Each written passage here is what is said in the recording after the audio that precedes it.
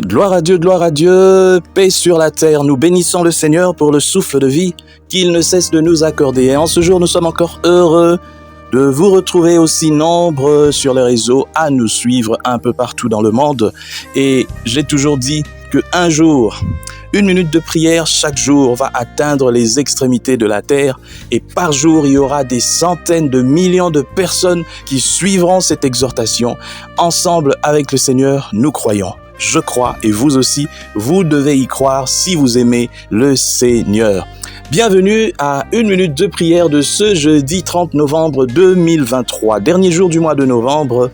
Et nous sommes déjà à la fin du mois et à la fin de l'année parce que c'est le dernier mois qui commence demain.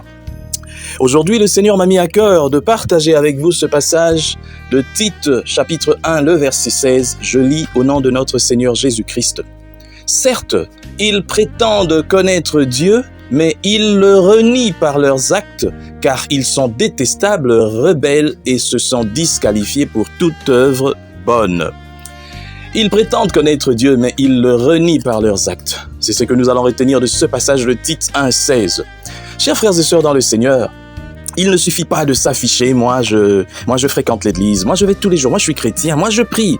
De prier en langue, de crier, de montrer à tout le monde, ah non, moi ça fait des années déjà que nous servons le Seigneur. Ah, moi je suis la femme du pasteur, moi je suis la femme du diacre. Oh, moi je suis ceci. Oh, c'est nous qui avons commencé cette église. Ah, nous, quand nous fûmes. Oh non. Le plus important pour Dieu, ce n'est pas ce que tu as eu à faire pour montrer aux hommes que tu le faisais. Le plus important, ce n'est pas ce que toi, tu affiches, que les gens voient comme ça, mais le plus important, c'est ce que tu as dans ton cœur.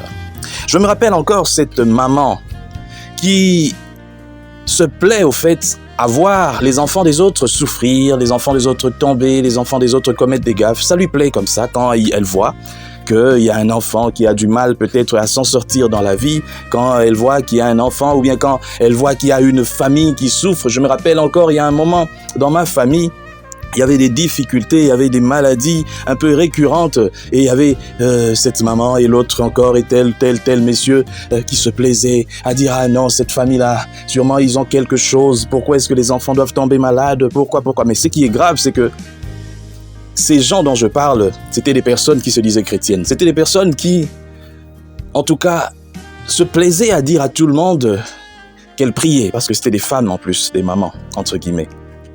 Alors, c'est quelque chose qui, bien des années plus tard, je me suis dit, mais ce n'est pas normal. Et encore, ce sont des personnes qui n'ont pas changé, parce que récemment encore, j'ai vu, mais qui n'ont pas changé, qui sont restés les mêmes, mais qui restent toujours aussi, entre guillemets, collés à ces dieux, prétendent bien sûr connaître ces dieux, prétendent être à côté de ces dieux, prétendent tout, mais continuent encore à mal parler des enfants d'autrui. Et dans l'église, nous avons beaucoup de gens avec cette image, des gens qui sont toujours collés au pasteur, collés au prophète, collés aux serviteurs de Dieu. Elles sont toujours là, au pied du serviteur de Dieu. Toujours à la montagne, lorsqu'il y a un programme de l'église, toujours. Mais ce sont les premières personnes qui ont un venin dans la langue. Lorsqu'elles ouvrent leur bouche, c'est pour détruire de vie. Lorsqu'elles ouvrent leur bouche, c'est pour répandre des mensonges, c'est pour dire des choses qui blessent, c'est pour détruire des réputations. C'est ça qu'il y a dans leur bouche. Eh bien, aujourd'hui, j'aimerais quand même parler à ces genres de personnes. Si vous êtes une personne pareille, vous fréquentez l'église, quelles que soient les années que vous avez fait dans l'église, peut-être vous êtes aussi un serviteur, quel que soit le nombre d'années que vous avez passé dans le service, si votre langue, lorsqu'elle s'ouvre, ce n'est pas pour bénir, ce n'est pas pour dire aux autres de mieux se comporter, ce n'est pas pour prêcher l'évangile, mais plutôt pour détruire des vies, pour faire le contraire de ce que le Seigneur Jésus-Christ faisait. Et je tiens à te dire aujourd'hui que tu n'as jamais été chrétien. Ta part est dans Matthieu 7, 22. Un jour devant le Seigneur, si tu ne changes pas, il te dira, arrière de moi, je ne t'ai jamais connu. Le plus important, ce n'est pas de s'afficher, ce n'est pas d'être tout le temps, je ne sais pas, collé, quand te voit à l'église, quand te voit dans tous les programmes. Ce n'est pas important, Dieu ne regarde même pas ça, parce que Dieu lui-même, il n'a pas laissé une église ici. Lorsque le Seigneur Jésus-Christ partait, il n'y avait pas d'église. Lorsque le Seigneur Jésus-Christ partait, les gens ne s'assemblaient pas encore. C'est après, lorsque le Saint-Esprit est descendu, que les gens commençaient à s'assembler. Et lorsque le Saint-Esprit était descendu, les gens s'assemblaient en vrai. Les gens venaient parce qu'ils étaient touchés par la puissance du Saint-Esprit et puis ils se mettaient ensemble. Mais les gens ne venaient pas par vaine gloire pour qu'on les voie. Les gens ne venaient pas parce que tout simplement, il faut venir par formalité. Les gens ne venaient pas parce qu'ils...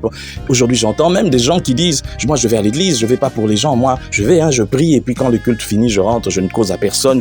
Mais tu es un menteur, tu es une menteuse. Comment peux-tu aller à l'église? L'église veut dire l'ensemble des personnes qui ont quitté quelque part, qui se sont mis ensemble, non pas seulement physiquement, mais spirituellement pour prier le même Dieu. Toi, tu n'es pas spirituellement, tu n'es pas ensemble avec ces gens. Et physiquement, d'ailleurs, on te voit seulement le physique qui est là.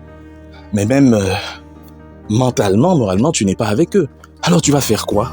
C'est que chaque fois que tu allais à l'église, mets-toi en tête que tu étais allé te promener.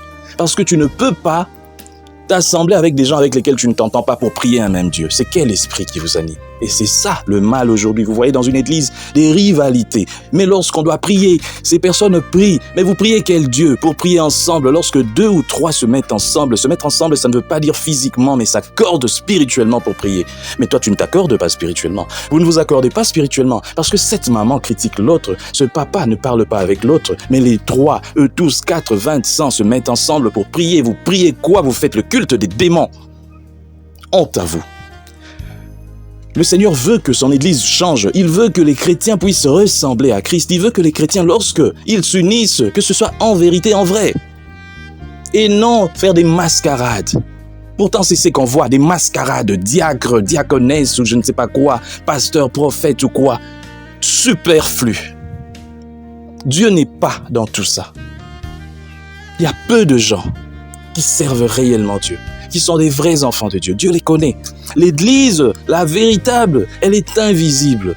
L'Église visible que nous voyons est constituée des gens dont la plupart seront victimes de Matthieu 7, 22. Je ne vous connais pas, arrière de moi. Vous qui commettez l'iniquité. Vous fréquentez l'Église, mais vous êtes restés les mêmes, vous n'avez pas changé. On ne vient pas à l'Église, on vient à l'Église telle qu'on est, mais avant de venir à l'Église, quand on dit tel que je suis, ça veut dire Seigneur, tel que je suis, tu m'as changé et voilà, je suis venu à toi. Mais si tu es à l'église pendant 10 ans, 20 ans, 30 ans, tu ne changes pas. Tu es toujours cette même personne haineuse, jalouse. Mais tu es là. Que le Seigneur bénisse sa parole, nous prions. Éternel Dieu, Père très saint, nous te bénissons car toi tu es le Dieu tout-puissant. Nous remettons toutes choses entre tes mains, nous bénissons cette parole. Seigneur, que cette parole puisse atteindre les extrémités de la terre. Nous prions pour que tu puisses donner, Seigneur, du tonus à ce ministère, afin que, Seigneur, ô Éternel, il y ait des soutiens pour pouvoir emmener cette parole jusqu'aux confins de la terre. Seigneur, transforme les cœurs de ceux qui viennent à toi, à l'église, qui, Seigneur, aiment pourtant ta présence, mais n'aiment pas changer. Change-les, car il n'y a que toi qui peux faire cela. Au nom de Jésus-Christ. Amen. Chers frères et sœurs, dans le Seigneur, vous avez l'occasion de servir Dieu avec votre temps, avec votre intelligence, mais aussi avec vos moyens. Soutenez, restez unis dans 1 minute de prière chaque jour. Écrivez-nous, envoyez vos dons ici. Que Dieu vous bénisse.